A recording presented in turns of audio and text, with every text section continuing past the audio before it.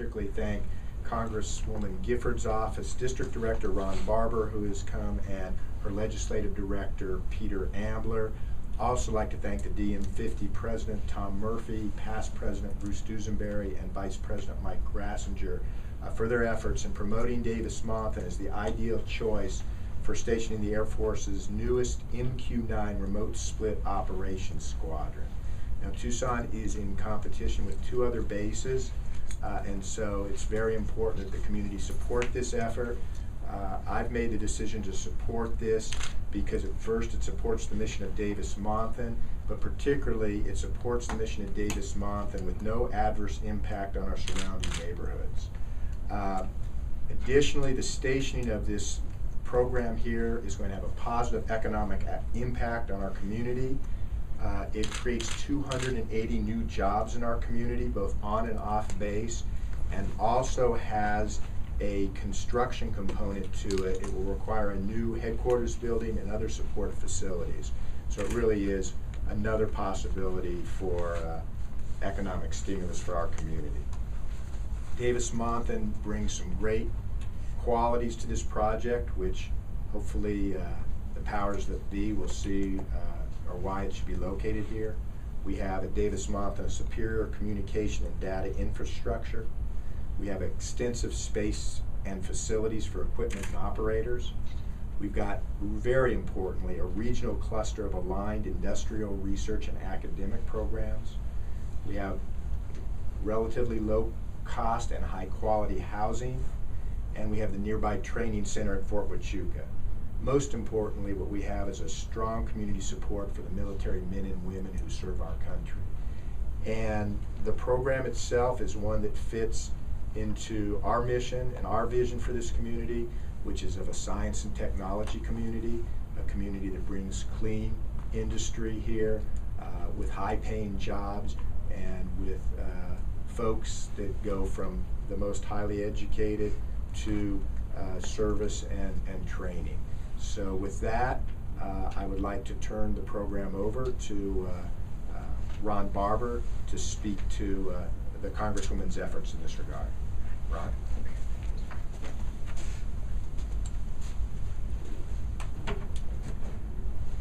Well, it's my honor to be here this morning, not only with the mayor, but to represent Congresswoman Giffords. As you know, Congresswoman Giffords is a member of the House Armed Services Committee. That was a committee assignment that she fought hard for and was able to secure back when she was elected in 2006 and took her seat in 2007. And the other committee that she's on that's relevant to this project is the Science and Technology Committee, another committee that she sought. She's long been a supporter of our military installations here, certainly Fort Huachuca, Davis-Monthan, and even though it's just outside of her district, the 162nd Fighter Wing of the Air National Guard. Her role in advocating for our military is to make sure we protect the assets that we have here. We try to bring new missions here, and that's essentially what this effort is all about. While the Congresswoman hasn't been back in the district or back in Washington except for that vote, she is fully briefed on the activities that the office undertakes. And when we told her about this effort, she gave us full speed ahead, make sure we do everything we can to pull the community together to support this important new mission, which we hope will come to Davis-Monthan. And in order to do that, our Legislative Director, Peter Ambler, reached out to a number of stakeholders here in Pima County and was able to secure a lot of support, which he can talk about. But mostly this is about the Congresswoman's commitment to our military, to our installations, and as the mayor said, the economic development and growth that that can bring when we bring a new mission here. Also securing the future of our base here at Davis-Monthan. Because the more missions you have, the more important it is as a national asset in terms of military, our defense structure, the more likely it is to be sustained in the long run. So let me now ask Peter Ambler, our Legislative Director, to come up and talk a little bit about the strategy and the support that's been achieved and the book of letters of support that he'll be providing to the mayor. Peter. Thank you.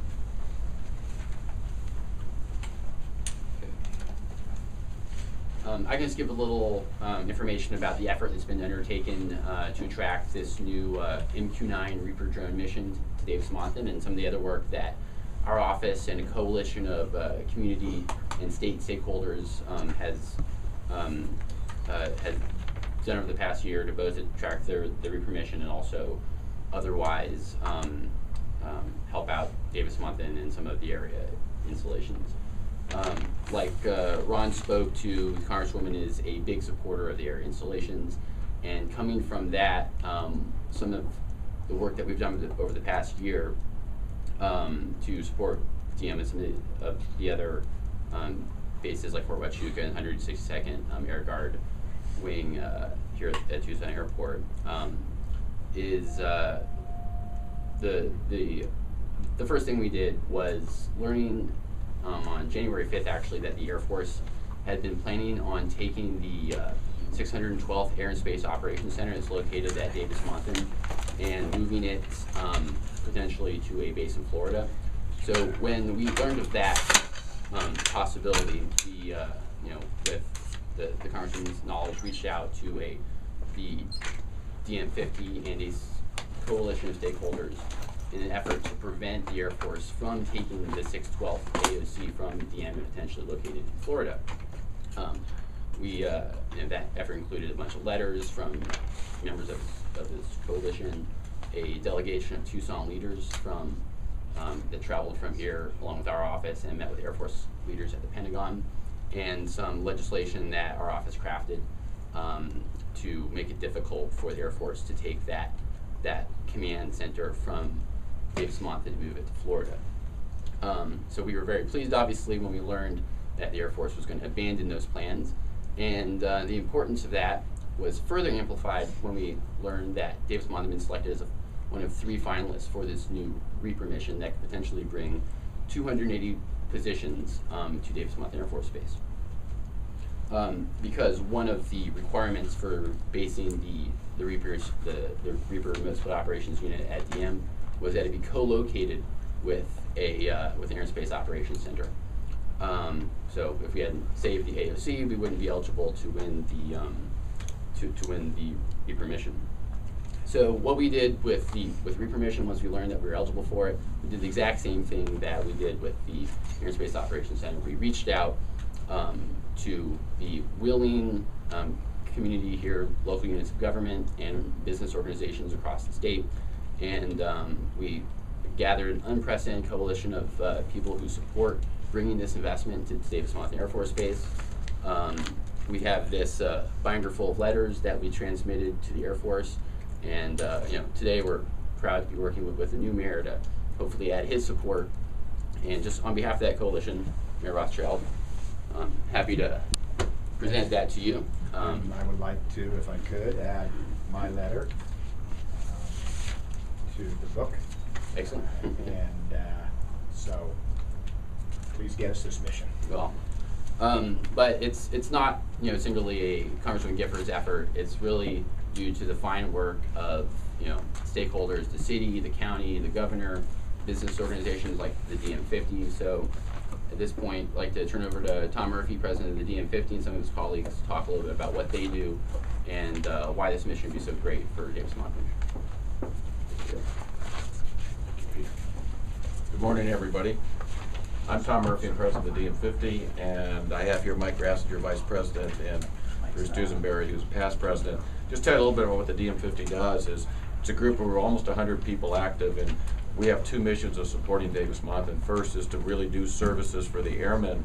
They can't be done with defense costs, and I'll give you some ideas of what we do. We do a picnic out there every year for everybody who wants to come on the base. We do a tailgate down at the University of Arizona during one of their football games, and we fund it completely. It's the biggest tailgate that the U of A has down there other than what they put on themselves. We also do a car seat program where we do about 250 car seats a year for young airmen who cannot afford to get a car seat for their children. And then we also do fund something called Operation Cope, which is a session where people come off a deployment, they get together with their families, they go out to a hotel for the weekend, and they kind of integrate back in. And we have people from the chaplain's office working on that to help integrate people back in after they've been deployed for 6 months to a year. So that's the side that we really enjoy as far as being involved with the base itself. On the other side of what we do is we do community effort to support the base, and it's a mission like this is exactly in our wheelhouse and how we like to do it. And I want to talk a little bit about the 612 effort that we had, the AOC, because as Peter said, without that AOC here today, we wouldn't be having this particular talk. And the reason not only is that the AOC is here, but that AOC has more bandwidth, more capacity to run computer information through it than any other one that the Air Force has. And that allows them to run programs like if we get this Reaper unit through there easily. And I can tell you there's room for other additional missions, and we're working with the Air Force to try to get their interest in bringing more missions here to Tucson. It's great, as the mayor said, it's 280 jobs to Tucson, and it's additional economic impact that we can use in Tucson. And the last thing at DM50 we're doing and working is to try to keep the base the way it is. There's multiple missions out there and multiple groups and organizations out there. We want to keep them all knowing that there is going to be some budget cuts, and we're working hard from that point of view. So we love Davis-Monthan, we like working with them, and I really want to thank Representative Giffords' office and the city for the work they did on the 612. It was fabulous, because we were told by the Air Force when we started trying to keep the 612 here that there's no way it was going to go to Tyndall Air Force Base, and we're happy to have it here today. So thank you. I think we can take questions. We can take them either from here, or if you guys want to break up and take them, however you want to do it. We'll open it up. What's the economic impact? Is there an estimate here? I'm going to start turning over to people that know these things. I don't have an answer for that. Okay, anybody? About 1.3 billion. 1.3 billion? Not the That's the base. That's the base. overall base. The project itself, I don't know that anybody has that yet. I know 280 jobs. I know a new construction facility. So it's significant, and it's particularly significant in a time when what Mr. Murphy said is right. We are going to see, I've got to believe, some defense cutbacks in this country, and Tucson has relied for a long time on the University, Davis-Monthan, and Raytheon, among others, and we have to be very vigilant when new programs come along as the military retools, that we're at the cutting edge of that. And so it's an important program in that way. When is the deadline? When will they make the decision? Some point between January and May or June. I'm going to send somebody else. Okay. Which are the other two bases being considered? Shaw Air Force Base in South Carolina and Hickam in Hawaii, and the Air Force will make a decision some point between January and May or June, depending. What we've been told is probably January, February. Any questions? And so you'll deliver the letters, and what happens next after that? You just wait? Yeah, the letters have been delivered. You know, Davis-Monthan has a lot of unique capabilities that the Air Force really appreciates. It's a fantastic sign that in this sort of time of budget austerity, when the military is examining ways to cut back, that it's looking at Davis-Monthan Air Force Base as potentially a place where it can invest in a growth mission like unmanned systems. How long has the office been working on getting this project here? Maybe 3 or 4 months, I think. But it's just been since Congresswoman Giffords took office, it's been a constant thread of her work to support Davis-Monthan Air Force Base and the other missions and installations in her district across Arizona. So just in the past year, we've worked on the Air and Space Operations Center, which was critical, and now obviously we're working with the city and business organizations like the DM50 to attract hopefully this new mission. Besides the obvious economic impact of the Air and Operations Center, if it had left, when you all were pushing to keep that here, did you know that the Reaper mission was coming, or had the potential of coming? No. So the work was set. Yep.